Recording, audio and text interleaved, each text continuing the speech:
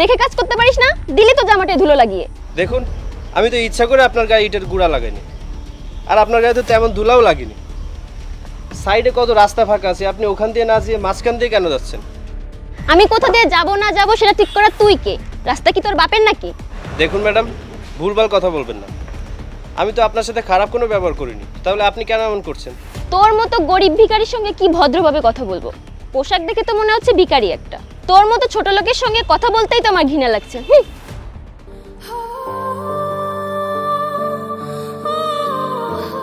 ভাই মেয়েটা আপনাকে ছাড়ো, কাজ করো। আচ্ছা বলছি ভাই, আমাদের এখানে সব কাজ তো শেষ, এখন আমি কি করব? তুমি বাড়িতে চলে যাও, আর কাল সেনের বাজারের কাজটা সামলে নিও। হ্যাঁ, আমি তো কাল যেতে পারবো না, আমার একটু কাজ আছে, আমি এখন একটু ওইদিকে যাবো। আচ্ছা ভাই ঠিক আছে, আসি তাহলে, আল্লাহ হাফেজ।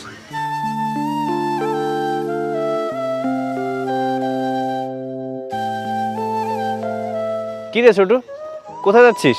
এই তো ভাইয়া যাবো একজনের সাথে দেখা করতে। তো তুমি এদিক থেকে কোথাও কোনো কাজ ছিল কি? পাশে একটু কাজ ছিল। আচ্ছা, আমি তো এখন বাড়িতে যাচ্ছি, তা তুই এক কাজ কর, আমার গাড়িটা ওই পাশে রাখা আছে, এনে, আর তোর বাইকটা আমাকে দে। জি ভাইয়া ঠিক আছে। সাবধানে যাস। আচ্ছা ঠিক আছে, তুমিও সাবধানে যেও।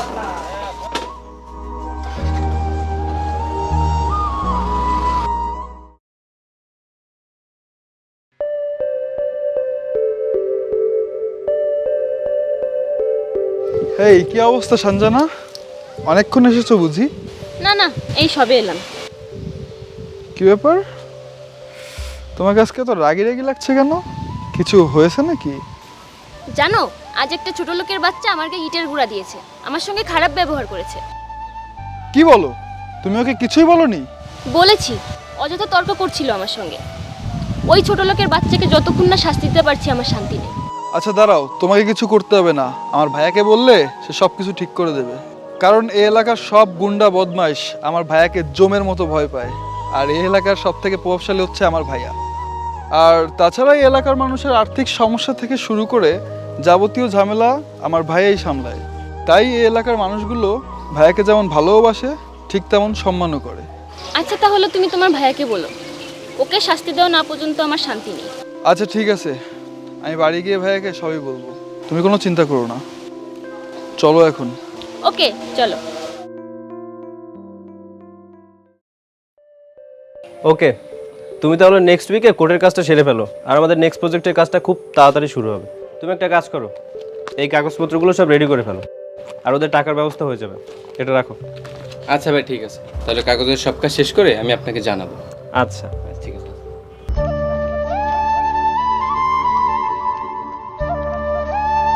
ভাই, তুই চলে এসছিস?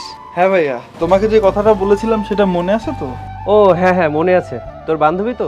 হ্যাঁ ভাইয়া, আসলে আগের দিন ওর সাথে খুব বাজে একটা ঘটনা ঘটে গেছে। বাজে ঘটনা? কি হয়েছে বলতো?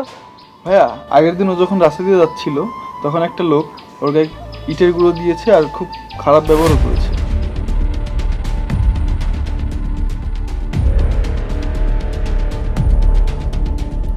ভাইয়া কি ভাবছো?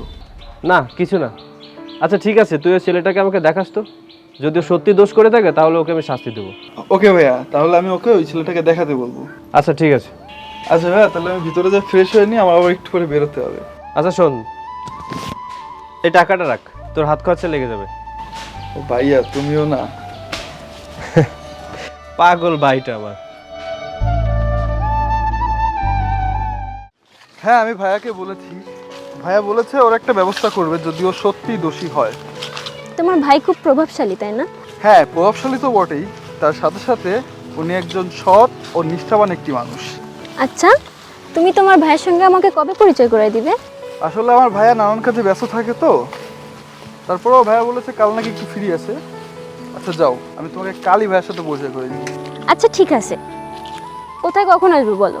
ঠিক 11:30টায়, কিন্তু আমি আমার ভাইয়াকে নিয়ে আসবো, আর তার সাথে তোমার জন্য একটা সারপ্রাইজ গিফটও আছে। কি গিফট বলো আমায়, প্লিজ বলো। তোমাকে আমার ভাবি বানাবো, তাই আমার ভাইয়ের সাথে দেখা আর পরিচয় দুটোই হয়ে যাবে। তোমার ভাই কি আমাকে পছন্দ করবে? হ্যাঁ নিশ্চয়ই হবে, আর তুমি আর একটু ভালো করে সেজে এসো কিন্তু। ওকে ঠিক আছে। আচ্ছা তাহলে আমি এখন আসি, আমার একটু বাড়ি যেতে হবে। হ্যাঁ, আমারও বাড়ি যেতে হবে। ঠিক আছে, তাহলে সাবধানে বাড়ি যাও, আর বাড়ি গিয়ে আমাকে একটা ফোন করবে, কেমন? আচ্ছা, ঠিক আছে। ওকে, বাই।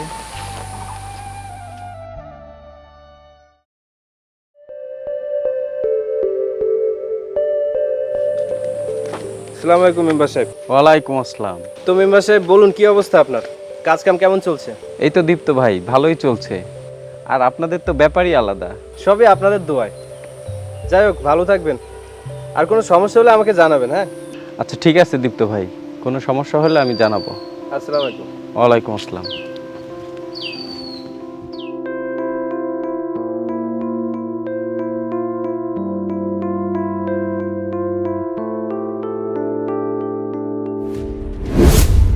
ও, আবার তুই?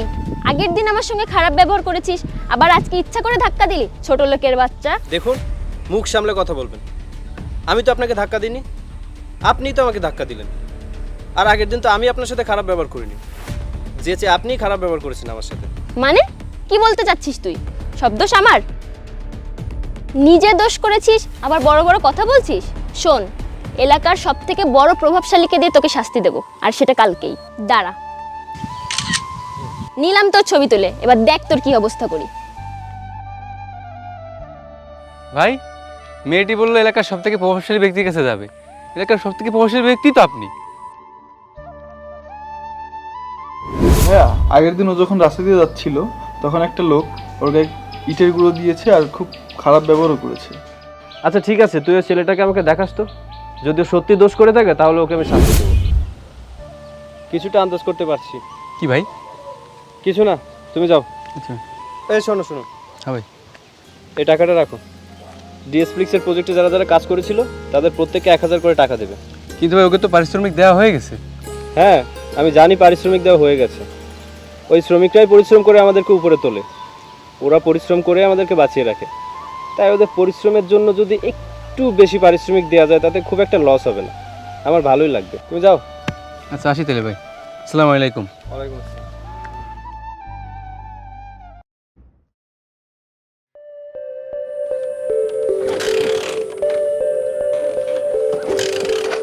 কি ব্যাপার, সকাল সকাল বাইকটা আবার কি হলো?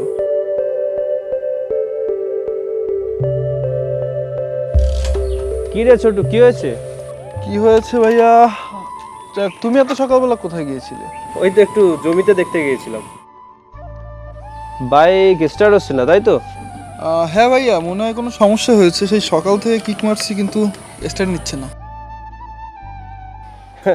আরে পাগল, বাইকের চাবি না লাগে স্টার্ট দিলে কি স্টার্ট নেবে নাকি? শিট ভাইয়া, আমি জাস্ট এতক্ষণ খেয়ালই করিনি যে আমার বাইকের চাবিটাই লাগানো নেই। সরি ভাইয়া। অবশ্য খেয়াল না থাকাটা স্বাভাবিক। মনটা কি আর তোর কাছে আছে রে? আমার মন আমার কাছে ঠিকই আছে, কিন্তু এখন যেই কথাটা বলবো তাতে কি তোমার মন তোমার কাছে থাকবে তো? কি এমন কথা যার জন্য আমার মনে আমার কাছে থাকবে না? কথাটা হচ্ছে, তোমার জন্য একটা বউ আর আমার জন্য একটা ভাবি খুঁজে পেয়েছি। মানে কি বলছিস তুই? হ্যাঁ ভাইয়া, কে এসে? আমার বান্ধবী সঞ্জনা, আর তোমাদের দুজনকে খুব ভালো মানাবে। দূর পাগল, কি যে বলিস। বাবা, ভাইয়া দেখি আমার লজ্জা পাচ্ছে। আচ্ছা শোনো, হ্যাঁ বল। তুমি হচ্ছে এলাকার সব থেকে প্রভাবশালী ব্যক্তি, তাহলে তুমি এরকম সাধারণ কাপড় চোপড় সবসময় কেন পরো? দেখ ছোটু, আমাদের শুরুটা এরকম সাদামাটাভাবে হয়েছিল। আমি ন্যায় আর নিষ্ঠার সাথে পরিশ্রম করে এই পর্যায়ে এসেছি। মানুষ আমাদেরকে অনেক শ্রদ্ধা এবং বিশ্বাস করে। আর কোনো কাজই ছোট নয়। আর পোশাক, এটা কখনোই মানুষের পরিচয় নির্ধারণ করে না। ব্যবহারই হচ্ছে মানুষের আসল পরিচয়। হ্যাঁ ভাইয়া, তুমি ঠিক কথাই বলেছো। হ্যালো। হ্যালো, হ্যাঁ রনি, জানো তো আজ ওই বিয়াদবটার সঙ্গে আবার আমার দেখা হয়েছিল। আজও আমাকে ইচ্ছা করে ধাক্কা দিল, আবার বড় বড় কথাও বলছিল। আমি ওর ছবি তুলে রেখেছি। তুমি তোমার ভাইয়াকে বিষয়টা জানিও আরেকবার। কালকেই ওর একটা ব্যবস্থা করতে হবে। হ্যাঁ, তুমি কোনো চিন্তা করো না, আমি ভাইয়ার সাথেই আছি। ভাইয়াকে আমি বিষয়টা এখনই বলতেছি। আচ্ছা আচ্ছা ঠিক আছে। কি রে ছোটু, কোনো সমস্যা? হ্যাঁ ভাইয়া, আগের দিন যেই ছেলেটা সঞ্জনার সাথে খারাপ ব্যবহার করেছে, আজকে সেই ছেলেটাই নাকি আবার ওকে ধাক্কা মেরেছে। তার মানে সকালে যার সাথে ধাক্কা লেগেছিল সে নাকি? কি হলো ভাইয়া, কি ভাবছো? না না, কিছু না। শোনো ভাইয়া, কাল কিন্তু তোমাকে আমার সাথে এক জায়গায় যেতে হবে। কোথায় রে? কাল আমরা সঞ্জনার সাথে দেখা করব, তোমরা দুজন সামনাসামনি কথা বলে নেবে, তারপরেই একটা ভালো দিন দেখে তোমাদের 4 হাত এক করে দেবো। দূর, কি যে বলিস তুই। আর লজ্জা পেতে হবে না। আর হ্যাঁ, কালকে কিন্তু একটা ভালো পোশাক পরে যেতে হবে। আচ্ছা ঠিক আছে, তাহলে তুই এখন যা, কাজে যা, তাড়াতাড়ি বাসায় ফিরিস, যা।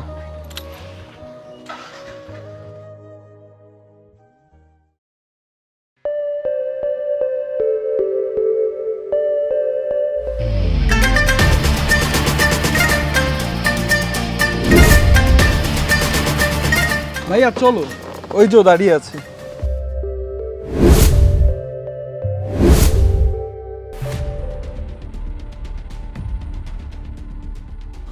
কি হলো ভাইয়া, কি ভাবছো?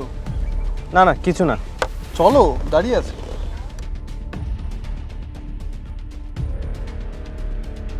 এই গরিব গায়ার বাচ্চা, তুই অনেক বেয়াদবি করেছিস তুই আমার সঙ্গে। আজ তোর উপযুক্ত শাস্তি হবে। তোর পোশাক আশাক দেখলেই তো মনে হয় গরিব গাইয়া একটা। তোর মতো ছোট লোকের সঙ্গে কথা বলতেই তো আমার ঘৃণা লাগছে। স্টপ সঞ্জনা, তুমি কাকে কি বলছো? তুমি জানো উনি কে? এই তো আমার সঙ্গে বেয়াদবি করলো। তুমি আরো একসঙ্গে গাড়ি থেকে নামলে, আমি তো কিছুই বুঝতে পারছি না। তোমার ভাইয়া কোথায়? কেন? এটাই আমার ভাইয়া। এলাকার সবাই জানে আমার ভাইয়া একজন সৎ ও নিষ্ঠাবান মানুষ। তোমার সাথে সে কখনোই খারাপ ব্যবহার করতে পারে না। আর আমার সামনেই কিনা তুমি আমার ভাইয়াকে অপমান করলে, এর জন্য ক্ষমা তোমাকে চাইতেই হবে। না রে ছোটু, ওকে ক্ষমা চাইতে হবে না। ও যে আমাকে ছোট বড় এসব বলে গালিগালাজ করেছে, এটা ওর পারিবারিক শিক্ষার অভাব। কারো পোশাক দেখে কাউকে বিচার করা আর গায়ে আর ছোট লোক বলা, এগুলো ওর পরিবারই ওকে হয়তো শিক্ষা দিয়েছে। আমি আসলে বুঝতে পারিনি আপনি ওর ভাইয়া। আচ্ছা, আমি ওর ভাইয়া এটা জানলে তুমি আমাকে অপমান করতে না, কিন্তু আমার জায়গায় অন্য কেউ থাকলে তাকে ঠিকই অপমান করতে, তাই তো? কোনো মানুষ শহরে থাকুক অথবা গ্রামে, ধনী হোক অথবা গরিব, তাই বলে তুমি তাকে অপমান করবে? তুমি ভালো করেই জানো সেদিন তোমাকে ইটের গুঁড়ো আমি ইচ্ছা করে দিইনি। তুমি রাস্তার সাইড দিয়ে হাঁটছিলে, আর ধাক্কাটাও তোমাকে ইচ্ছা করে আমি দিইনি, তুমিই আমাকে ধাক্কা দিয়েছিলে। তুমি জেনে বুঝে এসব করে আমাকে অপমান করার চেষ্টা করেছিলে, কিন্তু অপমান তুমি আমাকে করোনি, অপমান করেছো নিজেকে। কারণ এই খারাপ ব্যবহার করে নিজের ছোট মন মানসিকতার পরিচয় দিয়েছো। আমার জায়গায় যদি কোনো গরিব মানুষ থাকতো, তাহলে তোমার কথাগুলো শুনে খুব কষ্ট পেত। গরিবদের কি মানুষ বলে মনে করো না? আর হ্যাঁ, কেউ যদি দামি পোশাক পরে তাহলে সে ধনী হয়ে যাবে এমন কোনো কথা নয়। আগে নিজের মনটাকে পরিষ্কার করো, দামি পোশাকে নয়। মানুষের আসল পরিচয় থাকে তার ব্যবহারে। দাঁড়াও ভাইয়া, আমিও যাব। আমার একটা কথা শুনে প্লিজ। না, তোমার কোনো কথাই শুনতে চাই না। তোমার মন মানসিকতাটা যে এতটা নিচু তা আগে জানা ছিল না। ছোটু, ও মনে হয় তোকে কিছু বলতে চাইছে, শোন। না ভাইয়া, যে আমার সামনে দাঁড়িয়ে তোমাকে এত বড় অপমান করতে পারে, আর যাই হোক, আমি তার কোনো কথাই শুনতে যাচ্ছি না। এরকম নিচু মন মানসিকতার একটা মেয়ের সাথে আমি তোমার বিয়ে দিতে চেয়েছিলাম। ছি ছি ছি, ভাই আমার নিজেরই ভাবতে ঘৃণা করছে। আর তুই আমার বান্ধবীর যোগ্যই না। তোর সাথে কথা বলতে আমার ঘৃণা লাগছে। প্লিজ আমার কথাটা একটু শোনো। চুপ, আমি আর তোমার কোনো কথাই শুনতে চাই না। আমি অবশ্য আগে থেকে কিছুটা আন্দাজ করতে পেরেছিলাম, কিন্তু আমি আমার ছোট ভাইকে বোঝাতে চেয়েছিলাম যে এই পৃথিবীতে মানুষ চেনা কতটা কঠিন। হ্যাঁ, অনেক বড় ভুল করার হাত থেকে তুমি আমাকে বাঁচিয়েছো ভাইয়া। এখন এখান থেকে চলো তো, আমি ওর মুখও দেখতে চাই না। আজ থেকে তুমি জীবনের আদালতের অপরাধী হয়ে গেলে, তোমার কোনো ক্ষমা নেই। পারলে নিজেকে সংশোধন করে নাও। আরেকটা কথা, ডোন্ট জাজ এ বুক বাই ইটস কভার। পোশাক দেখে কাউকে বিচার করো না। ছোট, চল।